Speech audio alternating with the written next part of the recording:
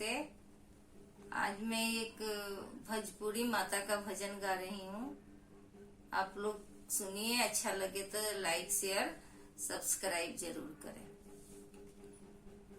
मथवा के लिहली मैया सिर टोकरी हो, मैया सिर टोकरी, मैया सौसे नगरिया घूमी अइली त केहू नाही जागल ये मैया।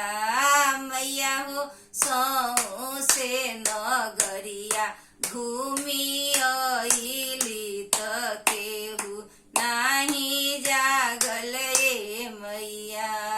एक जे जागी ले अखिलेश बाबू ये मैया, अखिलेश बाबू ये मैया।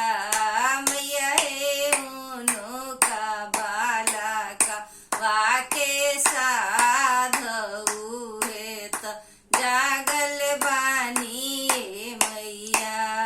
मैया हे उनो का बाला का वाके साधु है त जागल बानी ये मैया। घोरवा के बाग धके विनैले अखिलेश बाबू, विनैले अखिलेश बाबू।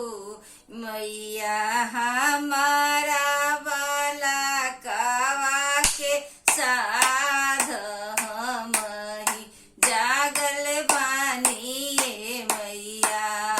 मैया हो हमारा बाला कावा के साध हम ही जागल बानी ये मैया। सिरवा के लिहली मैया सिर टोकरी हो, मैया सिर टोकरी, मैया सौसे नगरिया घूमी अइली त केहू नाही जागल ये मैया। मैया हो सौसे नगरिया घूमी अइली त केहू नाही जागल ये मैया। एक तज जागी ले चिंता बाबू ये मैया। मैया हमारा बाला का वाके साध हम ही जागल बानी ये मैया। मैया हो हमारा बाला का वाके साध हम ही जागल बानी ये मैया। घोरवा के बाग धैल बिनैले अचिंत बाबू, बिनैले अचिंत बाबू। ये मैया हमारा बाला का वाके साधत हम जागल बानी ये मैया। मैया हो हमारा बाला का वाके साधत हम जागल बानी ये मैया।